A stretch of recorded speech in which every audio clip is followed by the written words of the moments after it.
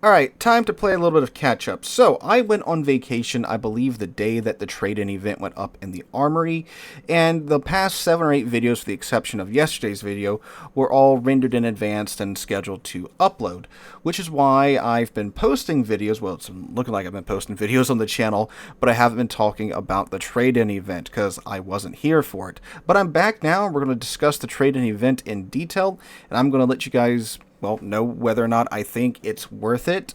And if you do wish to trade in, regardless of my opinion, what, in my opinion as well, is the ship you should go for. We're going to go over all of that in today's video. So the trade-in event, how does it work? Well, if you haven't figured it out yet, you got to navigate on over to the armory, down to the trade-in event section, and there you'll be greeted by either a very large or very short list, depending upon how much you've whaled in this game over your, time here with World of Warships. And what you'll notice is that in the list of ships that you have, each ship has a doubloon value assigned to it. That is its trade-in value, meaning that if you decide to trade that ship in for one of the newer ships, then that's what you'll get out of that ship, and you'll have to make up the difference in doubloons. For example, here I believe I select the Sevastopol, and then I select the Minigumo, which is the only ship that I don't have out of the ships available to be traded in for. And you'll notice I still have to cough up, I think, like 4,500 doubloons if I want to get the Minigumo. So that's how it works. And of course, if I were to click exchange, then the Sevastopol would be removed from my account. I would cry very little because I don't like the Sevastopol that much. And then I would get the Minigumo. Here's my issue with the trade-in event. There's a massive event at the end of the year that many a player partakes in. That's a pretty darn good event. And if you partake in the trade-in event, you could potentially screw yourself in that end of the year event, which is the Santa Container event.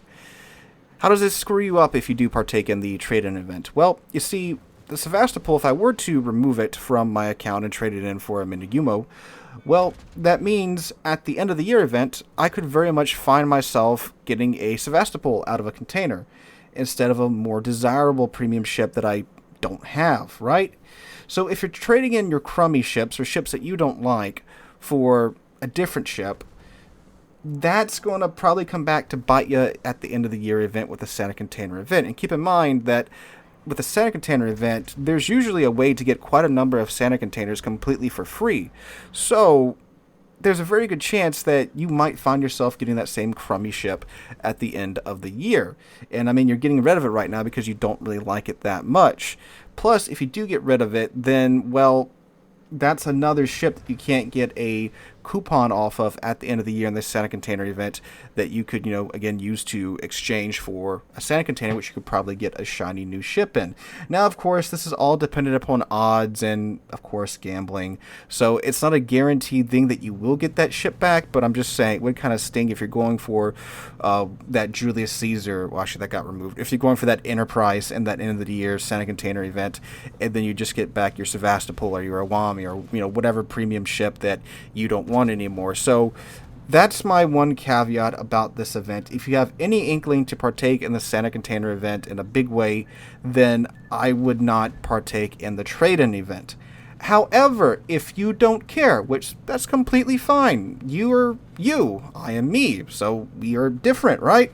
So if you do want to partake in the trade-in event, what should you get? Well, in my humble opinion, the only ship I would really worry about getting would be the Carl the 14th. Why? Because I've played it, I played a lot of it, and it's a really, really good Tier 9 premium ship for quite a few reasons. One, it's pretty darn good in the meta, surprisingly so, even though it is, or it could be, a secondary focused battleship. It's also fun. It's a really fun ship. Why? Because you can get your detection range down to essentially your secondary battery gun range. I believe the detection range is like 10.6. The secondary battery gun range is 10.5. So despite it having a short secondary battery range by Tier 9 standards, it does have the stealth and the speed in order to make use of its secondary guns. And even if you don't go for a secondary build in it, it is still quite good. I can imagine going for a pure main battery gun build is probably pretty strong with the Carl. Why? Because in the background footage you've been watching for the past 5 minutes, you can see that I am, playing my Carl, and I do have a secondary build on it, but I don't really get to use the secondary guns all that much, and I still do quite well despite the deteriorating conditions throughout this match, because its main battery guns consist of 12 305mm guns, which it's a lot of guns, but they are of a small caliber. But they got a pretty decent reload, and again, I have a secondary build of mine, so this isn't even the maximum reload you can get out of the main battery guns. And with 12 guns that have a decent reload and a decent fire chance, I mean, you're putting some serious amount of shells downrange. You have a 25-second reload time, again, with the build that I have on here right now, which is a full secondary build. If you take the reload module and the last slot, you get another like 2 or 3 seconds off of that reload time to now where you have like a 22-second reload time with these 12 305mm guns. And each shell has a 28% fire chance with the main battery guns with 12 shells, so you will be starting fires. Now, here's where the real party trick of the Carl comes into play, because while you have a very good flamethrower here with the main battery guns, you also have torpedoes, and quite usable torpedoes on a battleship. Most battleships' torpedoes are either drive-by torpedoes or self-defense torpedoes, like the German battleships, the Turbis, the Palmer, and the Gneisenau. They have like a 6 or 8 kilometer range. They're really only meant to be used in those situations when you, again, drive by your opponent at point-blank range. You shove your rack of torpedoes into their side, and, well, now you sink them. But with the Carl XIV, her torpedoes have an amazing range of 13.5 kilometers, and they travel at 86 knots. They are the Pan-Euro torpedoes. Now, of course, the trade-off for this is that they only do 10,000 alpha per torp. But when you have a 13.5 kilometer range and an 86 knot top speed on your torpedoes, that makes it incredibly easy to get these torpedoes to hit whatever ship you're torpedoing, especially when so many ships see you as a damaged pinata, which means you can bait them into kiting you. And since they're kiting you now, they're going to be trying to chase you down, as best as they can, which means you can just toss these torpedoes into them, and they'll probably eat a couple.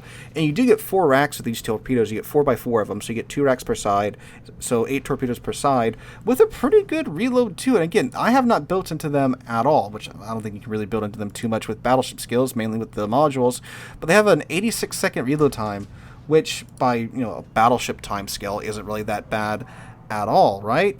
So not only can you use these torpedoes when you're baiting ships into you, but you can stealth torpedo in the Coral, because her maximum detection, minimum detection if you build into it, is again 10.6 kilometers. So you have 3 kilometers of range where you can stealth torpedo in a battleship, which is goofy and ridiculous. And it still gets Hydro on top of all this as well. So she's great at close quarters. She's great if you need a kite. She's great if the match doesn't go well and you just can only really HE spam for a good chunk of the match. She's great at all of this. What I typically like to do with my Carl XIV when situation allows it, when the situation allows it, is that I basically try to get whatever ship I'm targeting to use damage con, especially if it's another battleship. Either, I'll throw HE in their face, get the secondaries on them, or get the torpedoes on them, which is pretty easy to do, because most battleship players, they will damage con a single instance of flooding, because it makes the battleship less maneuverable, it gives their top speed, and, well, flooding does a lot of damage pretty quickly. So, not as much as it used to back in the day, though. Man, flooding back in the day was wild. But anyway, so you use the torpedoes to try and get an instance of flooding on your target ship, and then you get the secondaries on them and your main battery guns with your HE, and you just start setting them on fire. The secondary guns, they don't really pin all that much by higher tier standards, because it's mostly a bunch of 120mm guns. They only pin 20 millimeters of armor, and the 150s only pin 25 millimeters of armor, but the 120s have a 7% fire chance with a 2.1 second reload time, and the 150s have a 13% fire chance with a 5.1 second reload time. And again, as you can see in the background footage, when they're able to get in use, you got quite a number of them. So you're not going for damage through penetrations with the secondary guns. You're going for damage through fires, and, good old damage over time, which is why you don't take IFHE, because you have 305mm guns at tier 9, which is not very large at all by tier 9 battleship standards. But again, when you have such a good fire chance of your guns and the secondary guns and the torpedoes, you don't really need to worry about overmatch all that much because you can just burn stuff down. And the 305mm guns, they're still quite good when cruisers do slip up and show you broadside.